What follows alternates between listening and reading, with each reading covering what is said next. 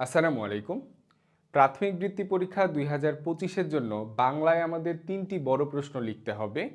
প্রত্যেকটির নম্বর ৫ করে। বাংলা আমাদের অনেক গল্প, অনেক কবিতা আছে। এর মধ্যে থেকে আমরা তোমাদের জন্য ২০টি বড় প্রশ্ন সিলেক্ট করেছি। ২০টি বড় প্রশ্নের সাজেশন আজকে তোমাদেরকে শেয়ার করব। দেখো ১ নম্বর, আমরা একে অপরের উৎসবে সহযোগিতা করি এ কথার দ্বারা কি বোঝানো হয়েছে? বাংলাদেশের বিভিন্ন জাতিসত্তা সম্পর্কে ৪টি বাক্য লেখো। ২ নম্বর, দেশকে কার সাথে তুলনা করা হয়েছে? সার্থক জনম আমার জন্মেছে এই দেশে, বাক্যটি ব্যাখ্যা করো। দেশের উন্নয়নের জন্য তোমার যা করণীয় ৪টি বাক্যে তা লিখো। ৩ নম্বর, দেশ মানে কি? একই দেশ অথচ কত বৈচিত্র্য, বুঝিয়ে লেখো। বাংলাদেশের মানুষ সবাই পরস্পরের বন্ধু, কিভাবে, বুঝিয়ে দাও। ৪ নম্বর, দেশ হলো মায়ের মতো, দেশকে মায়ের সঙ্গে তুলনা করা হয়েছে কেন? বাংলাদেশের জনজীবনের বৈচিত্র্যসমূহ কি কি?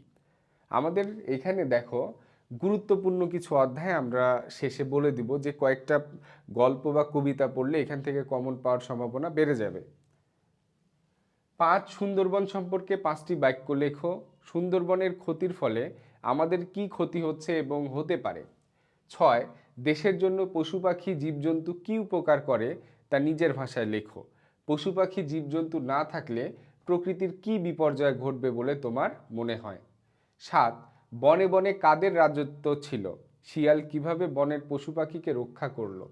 অহংকার পতনের মূল, হাতিয়ার শিয়ালের গল্পের আলোকে ব্যাখ্যা করো। ৮ নম্বর, বীরের রক্তস্রোতে রঞ্জিত হলো দেশের মাটি, এখানে কোন বীরের কথা বলা হয়েছে? মুক্তিযুদ্ধে বীর যোদ্ধাদের সম্পর্কে মুক্তিযুদ্ধের বীর যোদ্ধাদের সম্পর্কে নিজের ভাষায় লেখো। ৯ নম্বর, নূর মোহাম্মদ শেখ কিভাবে নিজের জীবন তুচ্ছ করে মুক্তিযোদ্ধাদের জীবন বাঁচিয়েছিলেন? বীরশ্রেষ্ঠ রুহুল আমিন কিভাবে শহীদ হয়েছিলেন? ১০ নম্বর, মৃৎশিল্প সম্পর্কে ব্যাখ্যা করো। শখের মৃৎশিল্প গল্প অনুযায়ী বৈশাখী মেলার বর্ণনা দাও।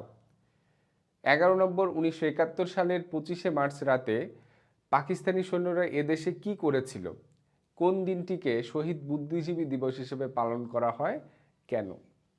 ১২ নম্বর, কাঞ্চনমালা কাকনমালা চরিত্রের তুলনামূলক আলোচনা করো। কিভাবে রাজার প্রাণ রক্ষা পেল বর্ণনা করো। আচ্ছা, আমরা তোমাদের জন্য ষষ্ঠ শ্রেণীর গণিত এবং বিজ্ঞানের কামব্যাক কোর্সের আয়োজন করেছি। বৃত্তি পরীক্ষা দিতে গিয়ে তোমাদের যাদের লস হয়েছে, ক্ষতি হয়েছে, যারা পিছিয়ে পড়েছো, তাদের এই ক্ষতিপূরণ পূরণ করার জন্যই, ক্ষতিটা পূরণ করার জন্যই আমরা গণিত এবং বিজ্ঞানের কামব্যাক কোর্সের আয়োজন করেছি। আমরা অর্ধবার্ষিক পরীক্ষার আগেই গণিত এবং বিজ্ঞান শুরু থেকে আমাদের সিলেবাসে যা যা থাকবে, সবার সিলেবাস এক জায়গায় করে সবার সিলেবাসই সম্পন্ন করা হবে। আমাদের ক্লাসগুলো শুরু হবে ২৬ এপ্রিল থেকে। ফেসবুক লাইভ এবং কিছু ক্লাস আমরা রেকর্ডেড দিয়ে দিব। আমাদের কোর্স ফি মাত্র ৫০০ টাকা। তো যারা ভর্তি হতে চাও, আমাদের এখানে নম্বর দেওয়া আছে, হোয়াটসঅ্যাপ অথবা ফোনে যোগাযোগ করে ভর্তি হতে পারবে। ১৩ নম্বর, তিতুমির কিভাবে শহীদ হন ব্যাখ্যা করো। ২১শে ফেব্রুয়ারি আমরা কাদের স্মরণ করি, বুঝিয়ে লেখো। ১৯৬৯-এর গণ অভ্যুত্থান সম্পর্কে যা জানি তা লিখি। ২০২৪ সালের গণ অভ্যুত্থানে সহস্র মানুষ জীবন দিয়েছেন কেন? বৈষম্যহীন বাংলাদেশের জন্য কারা রক্ত দিয়েছেন, সংক্ষেপে ব্যাখ্যা করো। ১৫ নম্বর, শিক্ষকের মর্যাদা কেন সবার উপরে? শিক্ষাগুরুর মর্যাদা কবিতার আলোকে ব্যাখ্যা করো। প্রাণের চেয়েও মান বড়, শিক্ষক এ কথা বললেন কেন? ১৬ নম্বর, জগদীশচন্দ্র বসুর দেশাত্মবোধের পরিচয় দাও।